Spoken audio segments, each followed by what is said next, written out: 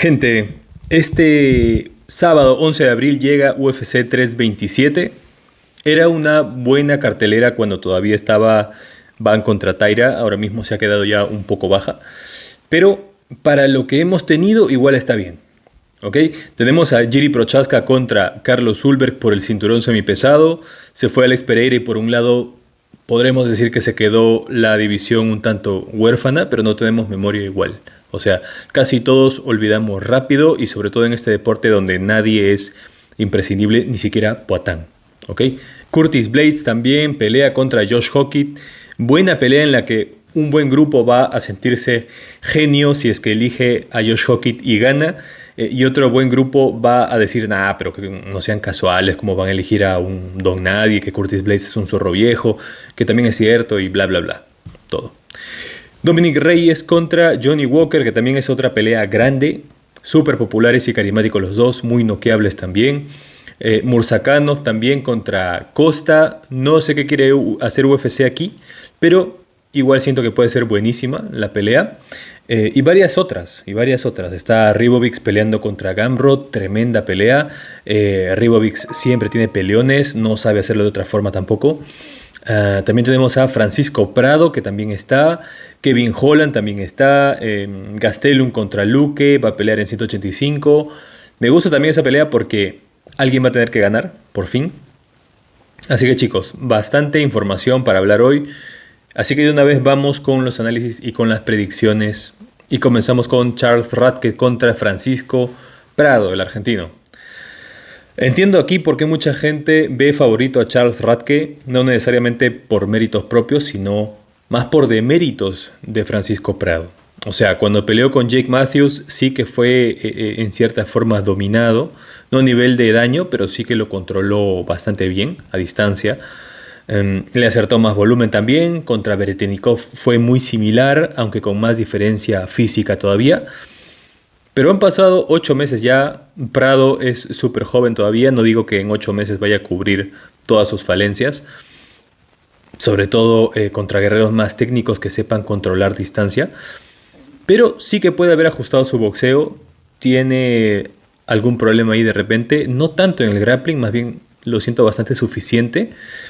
Felizmente para el Radke no es tan grande, así que debería ser más fácil de alcanzar, porque tampoco la defensa de Radke es buena, es súper cerrada pero no esquiva, no mueve la cintura tampoco, no mueve la cabeza, mientras que Prado sí intenta hacerlo, por lo menos. Entonces, creo que bajo el supuesto de que Prado ha hecho la tarea, creo que esto estaría a un 50-50, no daría por perdido para nada a Prado, pero Radke está capaz todavía un paso por encima. Puede superar incluso a Prado en intercambios hasta empezar a inclinar poco a poco la balanza a su favor, round tras round. Así que voy a dar una victoria por decisión para Charles Radke, complicada igual esta pick. Sobre todo por el crecimiento del argentino que puede llegar a tener, que está súper joven. ¿Ok? Sigo. Kelvin Gastelum contra Vicente Luque. Kelvin se está convirtiendo en un refrigerador acá delante de nosotros.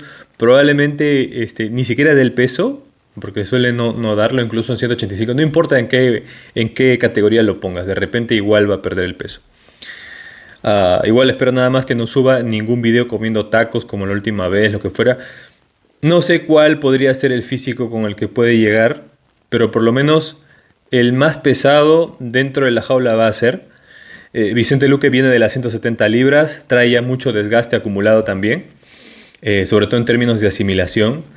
Eso sí, Luque es durísimo, a pesar de no tener quijada, tiene buen striking, es peligroso. Pero como digo, en cuanto a la resistencia y pese al corazón, ya la quijada parece que no da la talla, ¿vale? Peor aún siendo Gastelum un tipo innoqueable, que siempre termina bien, que siempre tiene esas manos pesadas, que tiene buen boxeo también, que también entra con combinaciones, encima como digo va a llegar más grande, más fuerte, peor todavía si no da la 185. Entonces voy a darle una victoria a Kelvin Gastelum. Sí imagino un inicio competitivo, incluso con intercambios, porque Luque nunca huye al pocket a pelear en la corta distancia, pero poco a poco creo yo ese desgaste, ese castigo acumulado va a empezar a notarse. hasta que, digamos, Kelvin logre lastimar y logre cerrar la pelea. Creería yo hacia un segundo o hacia un tercer round. ¿Ok, gente? Sigo. Kevin Holland contra Randy Brown. Holland va a vender nuestros parlays aquí. No importa lo que elijan, gente. Va a ser todo lo contrario. Así que mantengan a Kevin Holland fuera de sus parlays, ¿vale? Holland podrá tener poder de knockout, alcance, buen grappling, buena quijada también, recursos por todos lados, por último. Pero por ahí puede sentirse lesionado, puede pasarse la pelea en su guardia o recibiendo puro volumen contra D-Rod, por ejemplo, que consiguió un lugar en el ranking ganando a Kevin Holland, de hecho. O sea, Kevin Holland suele tomar decisiones muy cuestionables, muy erráticas. Suele meterse en situaciones que no le favorecen, entonces es un peleador muy poco confiable. Mientras que Randy Brown es un buen striker, es súper largo de brazos. Creo yo que incluso es mejor striker que Kevin Holland. Tiene poder también. O sea, digamos que puede competir de pie. Entonces diría que en el striking puede ser bastante parejo y hasta superior para Randy Brown. Pero siento que Randy Brown es más vulnerable. O sea, su quijada está definitivamente más tocada. Entonces debería ser lastimado con más facilidad que Kevin Holland si es que se anima. ¿Ok? Ahora, ¿confío en Kevin Holland? No. O sea, para nada. Y creo que nadie debería hacerlo porque incluso teniendo la ventaja aquí o en cualquier aspecto, grappling principalmente, puede perderla solo. ¿Ok? Si la pelea se desarrolla con cierta lógica, sí que lo veo ganando por knockout o por sumisión. Sí lo veo conectando de repente golpes no más claros, pero por lo menos más potentes, haciendo más daño de repente, principalmente si es que logra derribar, y llevándose los rounds por último. O sea, pero igual, ya saben, Holland es la pesadilla de los parlays, pero yo lo doy como ganador por decisión. Sigo. Mateusz Gamrot contra Esteban Ribovics. Aquí el argentino recibe por primera vez su oportunidad de ranking y no le dan un top 15, ni siquiera un cercano al top 15, sino que le dan un número 8 del ranking. Pedazo de reto que es Mateusz Gamrot, que es un BMF por aceptar este tipo de peleas. Más allá de su estilo de control, el tipo pelea y da oportunidad a no rankeados, como digo. Ya lo hizo con Ludovic Klein en su momento y demostró niveles. Y aquí también tendríamos esa sospecha, ¿ok? Porque, a ver, Mateusz Gamrot es un wrestler imparable, le da igual las pifias, el tipo va a seguir encadenando derribo tras derribo. Y claro, normalmente eso le alcanza para ganar peleas, pero Ribovics es un striker que viene creciendo muchísimo. O sea, tiene un boxeo cada vez más sólido, más agresivo, que causa muchísimo daño, ¿ok? Pero es que me suena película repetida porque pensé lo mismo con Ludovic Klein y ya ven que se pasó los 3 rounds debajo de la media guardia de Gamrot. O sea, miren, yo creo que Ribovics va a poder competir mejor que Ludovic Klein y creo que hasta va a poder ganar. O sea, algo similar a lo que hizo Dan Hooker, que igual tampoco, no digo que no lo derriben, probablemente lo derriben bastante, pero sí lo veo levantándose, sí lo veo evitando que ese control sea prolongado y lo veo defendiendo bien esos derribos también en varias ocasiones y con un grappling lo suficientemente decente defensivamente que cada vez que la pelea vuelva al striking va a tener claramente la ventaja, o al menos que logre tener la ventaja cada vez que se ponga de pie. Sí que lo veo remeciendo al polaco un par de veces y poco a poco, chicos, va a empezar a pasarlo por encima. Así que, aunque Gamrot tenga sus momentos, creo que la defensa de Ribovics en primer lugar va a estar fina y su boxeo va a terminar inclinando la balanza a su favor y eso va a terminar pesando más en las tarjetas, conociendo las tendencias que ahora tiene la UFC para castigar a los grapplers, ¿ok? Así que Ribovics por decisión, máximo un knockout tardío, ¿ok? Paso a la siguiente pelea. Cub Swanson contra Nate Landwehr. Pelea de retiro para Cub Swanson, 42 años ya. Sin embargo, todavía da guerras el tipo. O sea, y buenas guerras. Y creo que Landwehr es un oponente para este tipo de peleas. Porque Landwehr es puro caos, es pura presión, es mucho volumen también, casi 30 golpes por round. Y claramente mucho corazón. El tipo va hacia el frente siempre sin parar, lo malo es que no le importa mucho cómo, pero siempre está ahí, ¿ok? Cub Swanson ha tenido un estilo igual de agresivo, pero más técnico por lo menos. Hoy en día siendo ya un ultra super archiveterano, ya como que intenta ser un poco más ordenado. Entonces, claro, Landwehr creo yo que querrá romper el ritmo y Swanson va a necesitar un pelín más de distancia, un poco más de timing, jugar más a la precisión. Y no es que vaya a renunciar al perro, que es parte de su esencia, por supuesto, pero sí que va a preferir elegir los momentos en los que entre en modo berserker. ¿Okay? Yo sé que cada vez que Swanson va a estar en ese ritmo se va a sentir más lento, cada vez puede ir perdiendo capacidades, pero aún ahora creo que le puede servir la experiencia de haber estado en este tipo de peleas toda su carrera. Además, que claro, ya ha descansado bastante para dar un último baile, poco más de un año. No creo que esta igual sea una pelea de finalización porque Landwehr es durísimo y Swanson tampoco creo que vaya a forzar una finalización a estas alturas. Así que veo a un Cub Swanson retirándose ganando su pelea por decisión. Un tipo que ha peleado contra Frankie Edgar, con Max Holloway, perdiendo con ambos, claro. Con Dustin Poirier en sus tiempos como 145. Lo mismo con Charles Oliveira, que venció a ambos en su versión más joven, por supuesto. ¿Con quién más? Con José Aldo, con Chad Méndez, antes de entrar a UFC inclusive. O sea, un old school de lo más hardcore que se va. ¿Ok? Vale igual la pena mirar, por supuesto. Listo, paso a la siguiente. Patricio Pitbull contra Aaron Pico. Cortesía de Bellator para UFC. Lo que podría ser perfectamente un estelar de un cartel de Bellator. Ahora mismo es parte de las preliminares de un evento de UFC. Por eso... pero ese es solamente un detalle. Aaron Pico casi lo matan peleando contra Lerone Murphy en su debut. Lo intentaron meter a la figura titular nada más debutar. Y ahora lo hacen contra Pitbull, que es el número 13.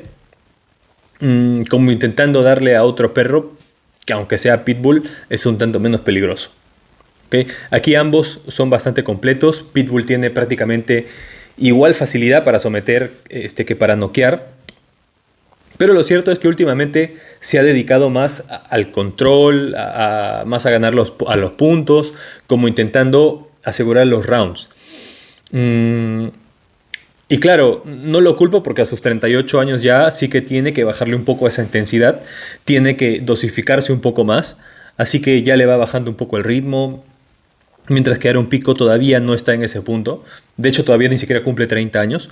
Aaron Pico sigue siendo una bestia física.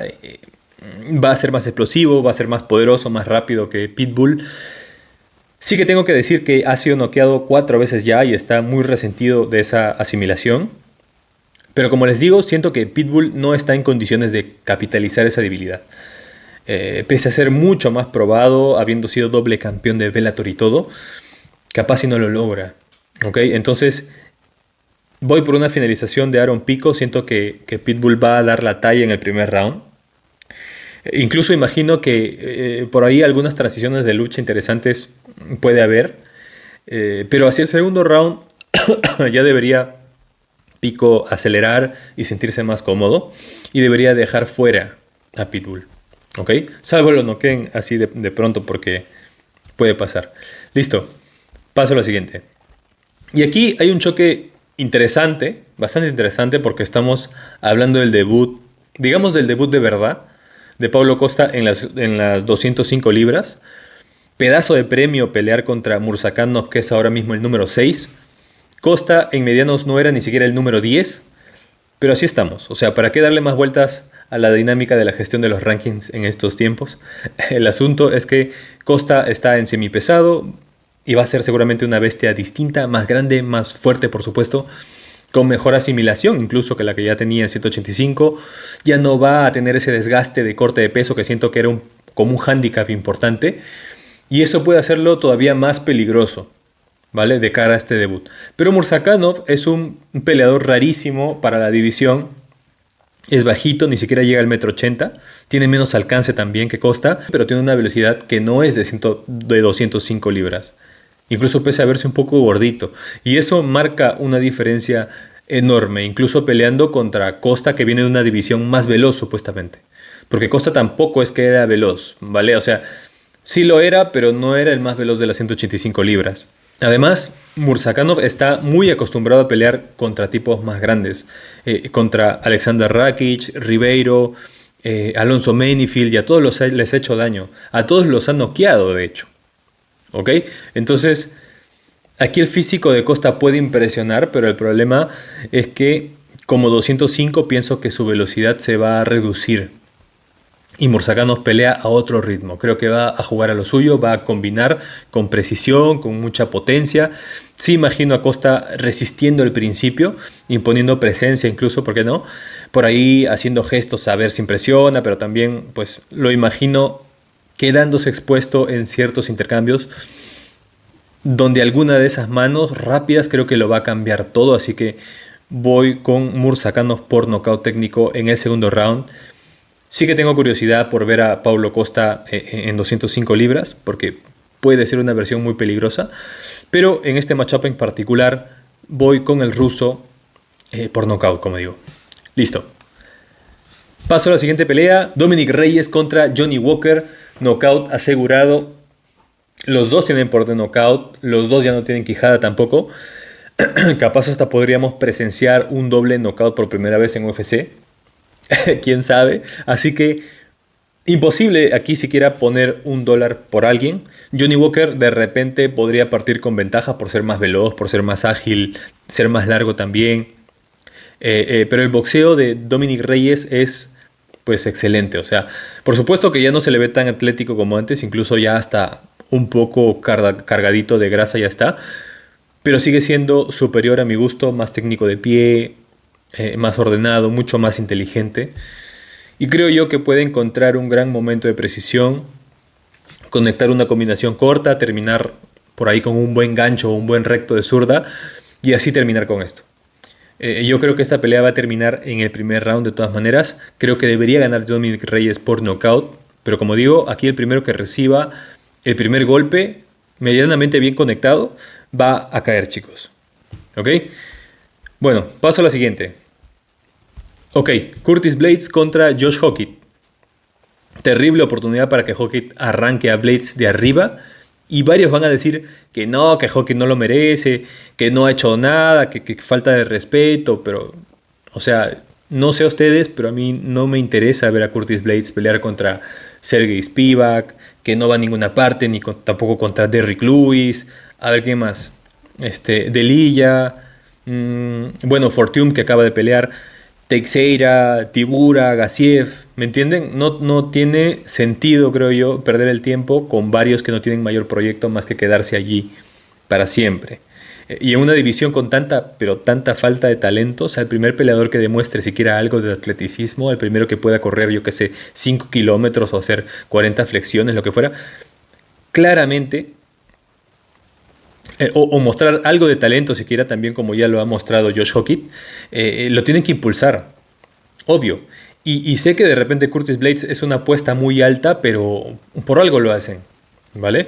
Y bueno, ya hablando de estilos, Blades es tremendo wrestler, es muy dominante, muy desgastante también. Pero Josh Hockett también tiene ese background de lucha, es mucho más veloz de hecho. Pero estamos hablando de un nivel completamente distinto en cuanto a experiencia, en cuanto a competencia y por mucho. Entonces, aquí la pregunta es, ¿cuán acabado puede estar Curtis Blades? Porque, o sea, por lo demás debería poder boxear a distancia, debería poder imponer en algunas ocasiones sus derribos, no necesariamente para finalizar, porque últimamente pues ya se le ha ido un poco el peligro de ese ground and pound tremendo asesino que tenía. Y siento que si Curtis Blades está ya de bajada, es el momento preciso para que Hockett tenga su momento. ¿Ok? Debería ser una pelea para Blades por decisión, pero está 50-50 para mí. Blades ya ha sido noqueado 5 veces, y por Francis Ngannou, por Derrick Lewis, por Sergey Pavlovich y por Tom Aspinall. O sea que está súper cocinado de la quijada, y Hockett no tiene el poder de los anteriores, pero tiene manos rápidas. ¿Ok? Pero bueno, menos estúpido me voy a sentir si es que gana Hockett y elegí a Blades, que si es que elijo a Hockett y gana Blades. ¿Ok? Curtis entonces ha trajinado en la élite por siempre y si vuelve sano y motivado debería ganar, digo yo. ¿Ok? Paso a la siguiente. Que es la estelar, por cierto. Paso con el Prochaska contra Ulberg. Jiri es un personaje total, no hace falta presentación. Carlos Ulberg viene prácticamente sin brechas desde hace mucho tiempo ya, ganando, dominando. Y hay que decir que Carlos Ulberg es superior en varias métricas. Pega más volumen, le entran menos golpes también, defiende mejor, de pie me refiero, incluso defiende mejor los derribos. Eso sí, Jiri debería ser mejor sometedor, aunque los dos yo creo que van a preferir pelear de pie, no van a renunciar a su estilo. Pero para cerrar el asunto de los números, la realidad aquí es que en sus últimas peleas, Ulberg ha priorizado mucho más pelear un tanto a la distancia, contraatacar, pues como castigando al oponente agresivo, como Dominic Reyes, por ejemplo. Y Jiri Prochaska supera a Ulberg en lo único que tal vez importa con Jiri Prochaska, que es el olfato por el knockout. Y también en algo que es bastante importante para su estilo, que es la creatividad. Digamos, para provocar el caos, para dar lugar a lo impredecible. Ciertamente renuncia mucho a la defensa, el buen Jiri, pero para su suerte tiene una asimilación que es anormal. Recibe mucho castigo, por cierto, pero ya viéndolo contra Rakic, contra Jamahal Hill, contra Rountree, con Poatan inclusive, una cosa que creo que no cambia es que para vencer a Jiri tienes que noquearlo.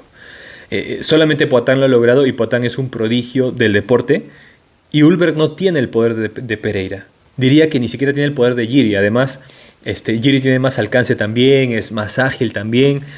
Ulberg, eso sí, es más técnico, es más táctico también. Claramente es un atleta completísimo. Y hay mucha razón en darle una posibilidad muy grande. Sé que seguramente va a ganar el primer round hacia puro jab, a patada baja, como lo que intentó Rakic en su momento, mantener distancia, básicamente. Pero ya hemos visto las peleas de Jiri, casi todas.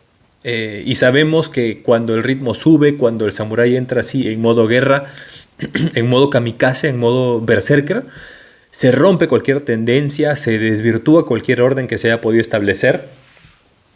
Ulberg puede que esté ganando el ajedrez, pero el loco pues va a tirar el tablero y las piezas por los aires y debería imponerse, creo yo, con un knockout técnico que creo le va a llegar hacia un tercer round luego de sufrir muchísimo.